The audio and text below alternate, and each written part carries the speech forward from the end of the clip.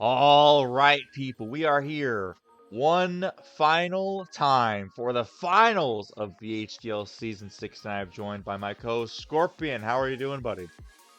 I'm doing great, Emerald. What's going on, everyone? My name is Scorpion. Yes, it's over. It's almost over, bro. The final recap of BHDL Season We 6. made it to We've the got promised one... land. We're in the realm of Legends ZA, and BHDL 6 is over. Absolutely. BHDL Season 6 is about to come to an end. We've both already seen the game, obviously. We've also already congratulated the champion of this, but we're still going to have our live reaction, just like we've done for all these games to finish the season off. We've got Zeus versus Anastasia, the two kind of underdogs of at least the playoffs bracket going against each other. We've got Fontaine Finals here, Premier Fontaine Finals. What are you thinking here, Emerald? Premier. It's honestly, it's a lot better than I expected it to come out. He has a pretty decent phone, so it looks pretty decent. It's on a tripod. The only thing is it's shaking a little bit because he's holding the Switch itself. But we got a Lumberry that popped off to cure the Kleebora. So Zeus is in a fantastic spot. Lost absolutely nothing. You could say he just got free rocks. Absolutely. This is just what Cleaver does best, man. It gets up rocks, does some great chip. I mean, Frost has held on to its dear life with his Focus Sash there, but Zeus doing what he loves, just starting the game off with hazards immediately, and now we're going to find our way into Sylveon, not wanting to get that burned. And unfortunately, Sylveon dodges the Will-O-Wisp, so this is a great start for Zeus here, right off the cuff. 2 turns where Anna got basically nothing out of that. That's crazy. Yep. One burn was shrugged off by a Lumberry, the other one was dodged, and now she's going to try and make up for it, going for a sneaky Destiny Bomb, but Zeus has other plans, going to go to try and get those screens up, clearly once again taking his little hyper-offensive approach. This is kind of exactly what we were saying in the finals preview video. This is probably how Zeus is going to win this. He's setting it up. Yeah. I mean, if you're able to get those screens up and get those hyper-offensive mons in and start breaking down stuff, then that's the way to go. I wonder if this Frost Blast, maybe it can see that it's not going to be able to Destiny Bomb this thing. Maybe it can start setting up some spikes or something. That just goes for another Will-O-Wisp. Yep. I mean, Sylveon is a bulky Pokemon, we get our chip at least in this way. But Zeus is going to be able to make a lot of progress here with these screen turns, I imagine. Emerald, do you not think this would be where a taunt on Frostlass would go a very long way? A taunt would be fantastic, but if it hasn't popped up yet, it must not have it. And now, yep, I think Frostlass has outlived Zeus. We'll see. They're going to try to get an Alola Mola as the wish comes off, so now they're going to be able to wish into their next Pokemon score behind screens. We're going right into the Luxray. Oh, we're going right into the Luxray. The final boss is coming out early. Anna did not bring her Pincurchin or her Dunsparce. There are no resistance. Well, there are resistances, but there's no immunities to that Supercell Slam on Luxray. Alomomola is going to turn out, though, so at least Anna will be able to respond with whatever it is she wants against this Luxray who's about to have its Flame Up triggered. But yeah, Luxray, powerful breaker in this game, man. It's probably going to at least do some damage with these screens up. It's going to be up to Anna to kind of minimize the damage of that. Here's probably the one thing that Anna has that might be able to stop this, which is the power of Breloom, which you can get off a big attack, and then guess what? Mach Punch right after. So absolutely, we do have screens up though. We do have the screens up that are going to protect it, that which is solid, but it can get some massive chip off before. Absolutely. Breloom, sadly, is not the bulkiest Pokemon in the world, though, so if we are not careful, we could just lose our Breloom to a Facade here. We do go for Bullet Seed, though, which, despite the Reflect, actually does a ton of damage. Obviously, Breloom is very, very strong, and Luxray, even with Reflect up, not the bulkiest mon in the world. However, Zeus is going to opt to grab that Trailblaze instead, so we are going to get a speed boost, but no KO on the Breloom yet. And this is where that Stone Axe is huge, man, because if Zeus really wanted to, he could just knock out the Breloom right there and then with Facade, but instead we're going to try and maximize our damage with these screens. We're going full greed. Let's see if it pays off. We obviously can't be Sport now as well, because we are burnt from the Flame Orb, so that's huge. Yes, I think that Anna must have known, based on how Zeus plays this Luxray, he always tries to boost the speed first, so he got his little speed boost there. Now he's ready to do some big damage. And because the screens were up, I'm assuming that Mach Punch wouldn't have killed, because otherwise I don't see why you don't just go for it there, unless the Breloom doesn't have it for some reason. Absolutely, Anna absolutely like playing a 10 out of 10 game against the Luxray so far, acknowledging again, like you said, that Zeus is going to try and grab that speed boost and going for the Bullet Seed to get some damage, and then sacking off the Frost Slash right as he went for the attack to like completely minimize the damage and stall out the screen turns. Now we're able to get him Muck for free, which is going to Terra here as well. Obviously, Zeus might have been potentially, considering going Terra Normal to avoid the Terra Ghost Shadow Sneak, and it doesn't go for it, but Supercell Slam does not KO, and a big knockoff puts it very, very low in range there. So, big play from this Muck there. That's I'm honestly surprised, that didn't get, might be like a defensive Muck there or something, because that's Guts, Luxray, Stab, Supercell Slam. But now we'll see what they want to do. I mean, this thing's almost dead. There is the potential for a Shadow Sneak, obviously, and you don't really want to waste your Terra on a Luxray that's about to die, you know what I mean? Absolutely. We have a Terra Poison Executor in the back, so Zeus is going to opt to keep it around. Interestingly enough, actually, what you just mentioned, the Muck, actually, I did a calc after the game. It doesn't even need to be max Fizz Dev in order to take that Supercell Slam. Max HP is enough, and judging by how much damage it did, Wow. I think that Muck was actually just max HP and no defense, so it took it really well. We are going to be able to snag a poison on the Alomomola though, and the Skuntank gets that off, but it does give Anna the pivot out. So now Cyclozar comes in. Let's see if we go for that rapid spin. Let's see, indeed. Because these rocks have been doing a number on Anna's team. As there we go. No more rocks. They still have Cleavor though, so they could potentially get him back up again later though. Cleavor is definitely able to get rid of that Stone Axe again. As we said, it is very, very free against Anna's team. We are going to go for an Iron Head now, and Anna potentially expecting Zeus to go for the screen again. Unfortunately, just drops to an aggressive Hyper Voice. Great call from Zeus there, punishing Anna for staying in. And that actually knocks the Cyclozar down in one hit. So if the Stealth Rocks now, if they go back up, they will be there to stay. Yes, indeed. Thankfully, no flinch on the Sylveon. That could have been huge if that happened. Absolutely. Now this Tornadus is in, and unfortunately with the Luxray weakened, this Tornadus is actually in a really, really powerful position as well. Bleak Wind Storm is exceptionally free against Zeus's team, and it also has the speed tier advantage against all of them, except for a Sun boosted Executor. So we'll see how Zeus responds to this. So we're going to go for a Rain Dance first, Emerald. What a tech! Yes, I think that seeing as how Zeus has had manual rain for the past 2 times, and once again we see the rock, the heat rock on the Skuntank, it would make sense to you have Tornadus, to get rid of the weather for Chlorophyll Executor. So now they're able to fire off these. Bleak Windstorm is 100% in rain. Yep. Well, obviously, because Tornadus is Prankster, right? We are going to be able to replace the sun with rain no matter what, and it also gives access. It also gives Anna unrestricted access to powerful hurricanes, which, like I said, at this point are unresisted. And Zeus, desperation there, goes into the fighting type, weak to flying, to try and take the hit with the Assault Vest. But Anna calls that beautifully and just goes into the Alomomola, which does half damage on the Hitmontop. Rocky helmet with the and Rocky triple helmet. axle. Oof. Absolutely, that's very, very punishing there. So now Zeus's team honestly is getting closer by the minute against this Tornadus. He's gonna have to be very, very careful. Yeah, Zeus had an excellent start, but now he's kind of running up against the wall here. He's gonna need to figure out how to do some more damage. Obviously, we do have this Alomomola poison, and it's taking a good chunk of the chip. But he's gonna have to get one of us other guys in. The Luxray's almost dead, so I'm not sure how much more I can do in this game. So gonna be relying on Eggy probably. Executor kind of is the main star here if he can get the manual sun up. Rain Booster Flipter from the Hitmontop, as we just saw just now, does quite a bit of chip, so this Hitmontop is now very, very low. We're going to sack off Luxray here to potentially a Hurricane. Yep, there's the Hurricane. So now it's going to be very difficult for Zeus to respond. I mean, we could go Cleavor again, try and get the rocks up, but I think Anna is definitely in the driver's seat right now. Yes, indeed. And it's unfortunate that Luxray dying, I don't think it got any other kills this game, so it officially capped out at 20 kills, I believe. Yep, the end of Luxray's run this season. Still, though, very, very impressive. We must commemorate Zeus's incredible Luxray performance this season. Now, though, I mean, let's see if we can pull this gunk shot off against, because this is like one of the only things, if not the only thing, that can still take one of Tornadus' moves this game. So Anna's going to have to make it count whether she wants to keep it in or switch out. But we'll see how this is going to play out here, if she values the rain enough to go for that. And she actually sets up a Tailwind instead, which goes completely unpunished because Gunk Shot misses. That's a huge miss, actually, because the KO of the Tornadus. The KO of Tornadus was priceless there.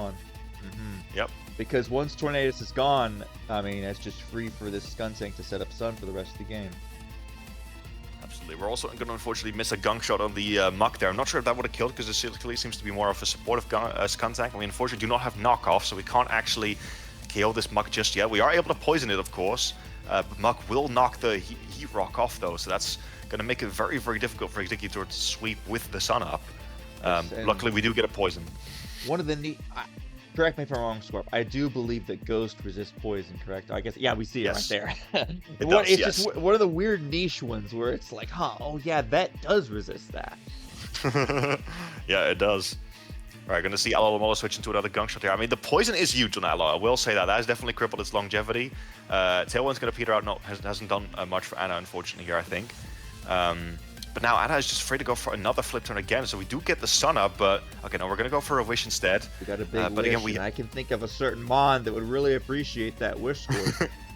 Absolutely, and see, this is what Ana has been doing all season with that little Muller, right? So Zeus goes for the flip turn to punish the manual switch, but she could just afford to flip turn out, still like at 1/3 of her health with the Alomola, I believe, and now the Tornadus goes all the way back up to full, so this is a problem. Doesn't even necessarily need to get rid of the Sun right now. It has Weather Ball, so that is a very strong move to just be able to spam no matter what weather. The disrespectful Weather Ball, KOing it with its own Sun there, technically. But now, ladies and gentlemen, Executor is in, and it does have Terra Poison. I don't believe we've seen this Terra type on Zeus's Executor yet. We are going to proc the Terra. We're also Life Orb, so this Sludge Bomb Terra boost is going to really, really hurt. Yep. Right, we do get Rain Down Surf. Powerful Sludge Bomb, not quite a kill, but we do snag the poison. That's huge. That means that this Tornadus is no longer going to be around. Of course, we did lose the Rain, unfortunately, but now Executor at least gets to stick around for a bit longer and potentially go on a rampage, even though its manual Sun is gone, because it still hits hard, you know? Yes, so one could argue that poison might be justice for the missed gunk shot earlier on the Torn that would have just killed it. We're going to switch Alalomo back in. Of course, weak to grass, very weak special defense, but undoubtedly to get some regenerator back against the Cleavor potentially as well. Giga Drain's going to come off here. Let's see if Muck can actually take it. It cannot, so Muck also goes down. So Executor still putting in work despite no sun. It doesn't need no sun in this game right now. It doesn't need any sun. Remember, the Cyclozar's gone, Torn's gone. Remember when we were analyzing Anna's team, there's a massive speed discrepancy. So now it's down to this, and I think, Breloom? You know, so... Yeah, the irony that Zeus actually has a massive speed advantage here. Anna kind of just let her fast Pokemon take the hits and go down, unfortunately. We are able to snag a KO on the Executor, though. I don't really know why we didn't go for Giga Drain. I mean, maybe it was like the same damage anyway, but yeah, big Mirror Coat there from the Alalomola. Takes out the Executor there. Didn't even need an Assault Vest. But now Cleavor comes in, though, and unfortunately, you can't really switch at this point, so we're going to go for a Trailblaze. That will take out Alalomola. So I think, ladies and gentlemen, unless like Breloom gets the most biggest like ultra critical Mach Punch ever, I think this is game. This is tough. Yep. X Scissor, 100% accuracy, and takes out the Breloom, and that Breloom goes down, and that's, ladies and gentlemen, gives Zeus the championship title. Absolutely. Big X Scissor is so powerful, man. That's why Cleave was one of the top dogs in our draft board this season. And yeah, ladies and gentlemen, boys and girls, that is the final battle of Season 6 done. And Zeus and his Fire Gods of Anubis are your BHDL Season 6 champion. Congratulations, my friend. Congratulations. All right, so we could see it. It's complete, Scorp. Our final playoff picture. We see Zeus there at the bottom in the middle as the champion with his team. There's no Electrode. We couldn't fit it, but it didn't come to a single game anyways, so no need to have it. Yep, this is pretty much your Fire Gods of Anubis. And again, Emerald, I still don't believe that that Scyther came to any games either, so it's Scyther didn't come, but, you know, yeah, I guess it had, what's seniority? It was cheering Cleavor on. It was cheering Cleavor on. It's for the theme. It fits the theme. Cleavor and Scyther.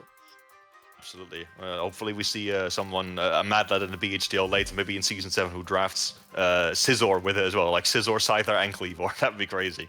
But yeah, no, Zeus is the champion, ladies and gentlemen, newcomer to the BHDL. definitely impressed all of us, though. I mean, he was constantly like, you know, it's kind of a BHDL tradition how in the power rankings we always say like, oh, you know, even if we don't think your team is good, don't take it personal. You know, please try to prove us wrong. And it's an invitation with good faith, right? We always want to make sure that people pilot mons that they're comfortable with, and even if we don't think that they're optimal, then you know it might still work out. And I think the reason why I'm saying this is because I feel like Zeus is the best examples of this. He drafted a team. None of us were sure if it was even any good, but he was clearly very comfortable with these mons. So a couple in particular, obviously, the Executor, the Luxray, and the Cleavor, they all put in massive work this season. And he made it work. He won the season with it. And I feel like especially in a low-tier format, you know, where there is no Great Tusk, there is no Palafin, there is no Iron Valley that's going to punish you for, you know, using mons that you like in theory. Yeah, it worked out, man. And big props to you, my friend, for piloting these mons the way you did. I really honestly enjoyed Zeus's game this season, and yeah, well-deserved championship for sure. Yeah, same here. I look at this team. You know, I remember he showed me his team when or his outline for his team as he was drafting, and I was thinking, I was like, you know, you got very strong, valuable Pokemon, obviously, like the Cleavor and Polion Sylvan, very high value Pokemon.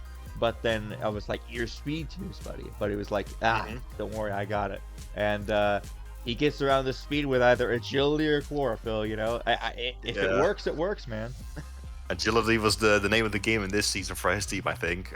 Lots of his Pokemon get it. Obviously, Luxray gets it, Empoleon gets it, Cleavor gets it. All these ones. Charge. Oh yeah, for sure. So Zeus loves, like, he found ways to fix this, the speed tier problem, man. And again, I really feel like in a format like this, maybe you can get away with it a bit more. Obviously, everyone has limited resources, so you kind of work with what you're given.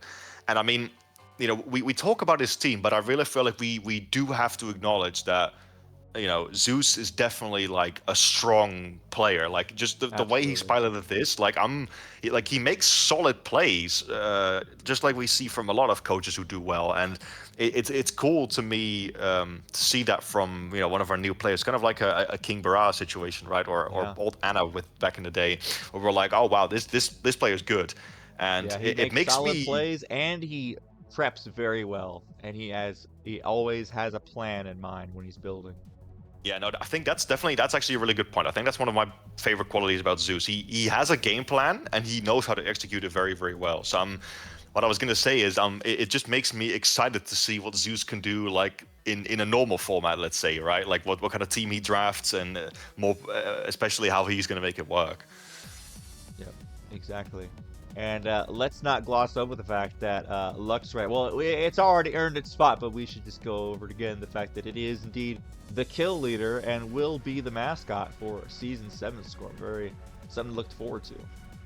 Absolutely. It has been cool, you know, to see the champion also have the kill leader logo. I believe has happened plenty of times in the past.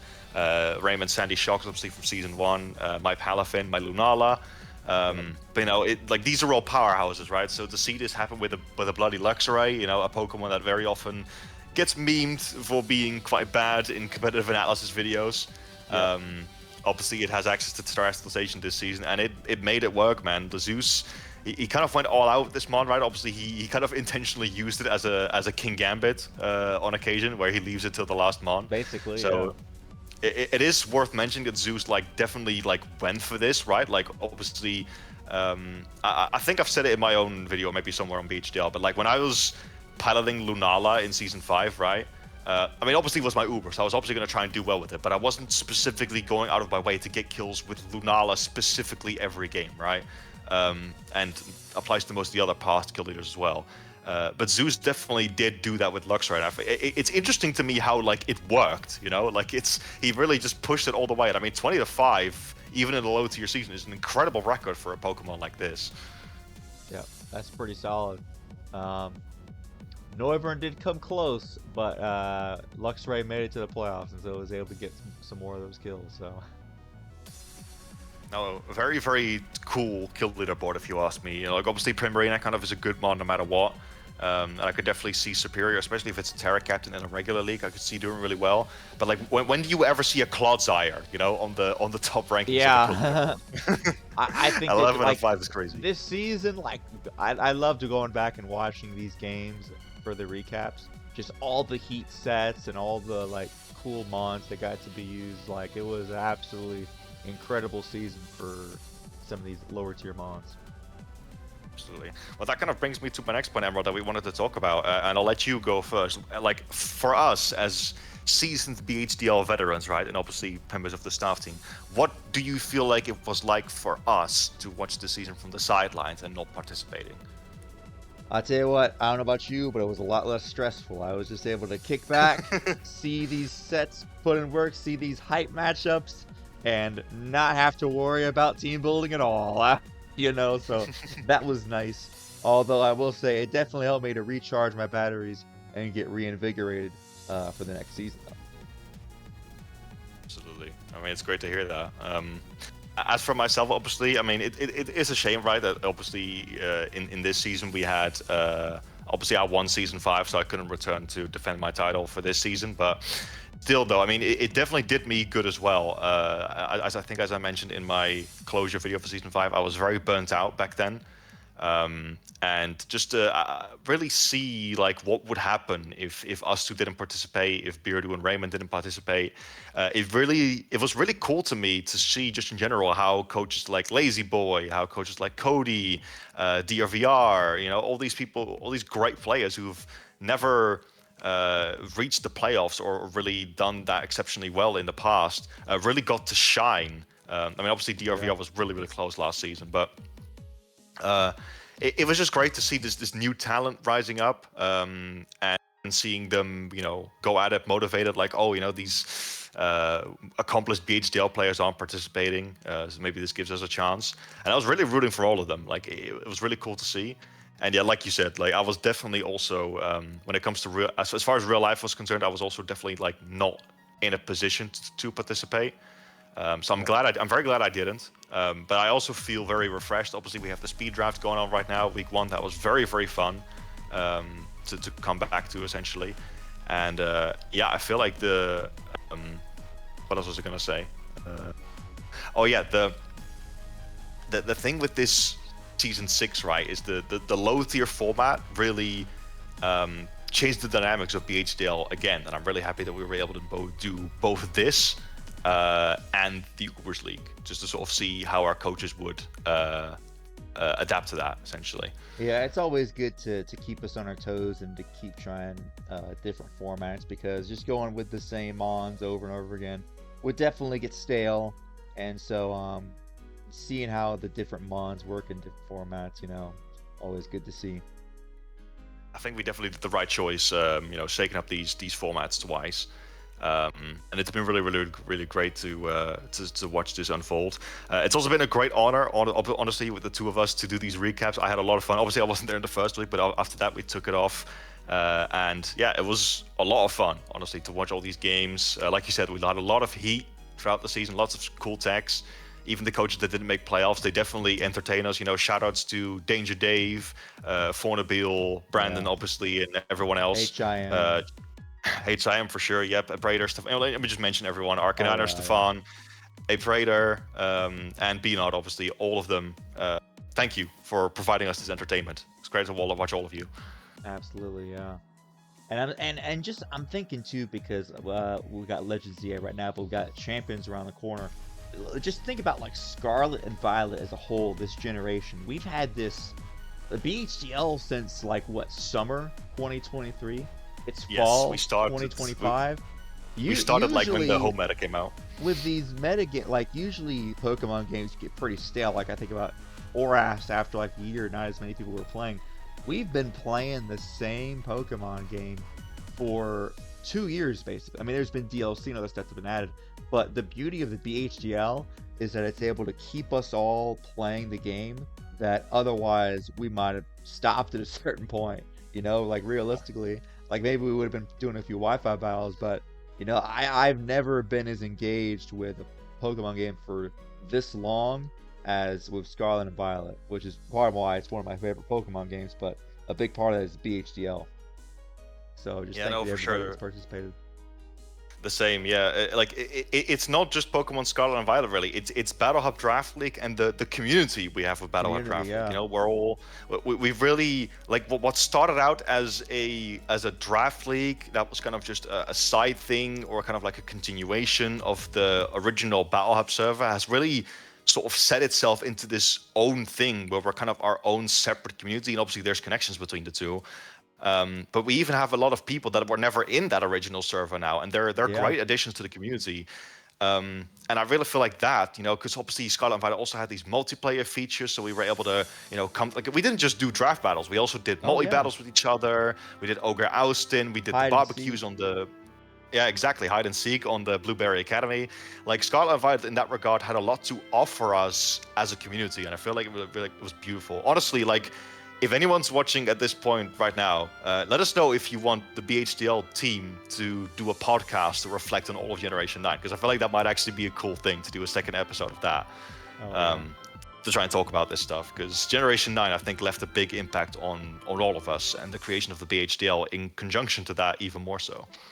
Absolutely. But here's the thing, Scarp. I feel like we're just getting started, because I really feel like Pokemon Champions is going to be like revolutionary for competitive. Like, can you just imagine the Megas and potentially the Nat decks? They're like just like releasing all the Pokemon in waves. Like, it's going to be huge for draft. It's gonna have a huge lifespan. We're gonna have to figure out how to work with Megas, with Terra, with Z moves. It's gonna go absolutely crazy. And the metas, like you said, hopefully they're gonna keep shaking them up. Obviously, they said like we weren't gonna have all the Pokemon available from the start, but that's I imagine for the best. Yeah. Oh no, absolutely, because we want the game's lifespan to last as long as possible. And hopefully they're going to indeed like keep on adding certain Pokemon in waves, and they do that over a span of a long time, maybe to the point where we do eventually reach the national decks. But yeah, no, this is definitely no end of BHDL. Like you said, this is just the beginning, because we have Legends ZA right now. Presumably the new Megas from that game are also going to come to the main game, and then we're going to go crazy. Like, it's going to be wild, and I'm really looking forward to it.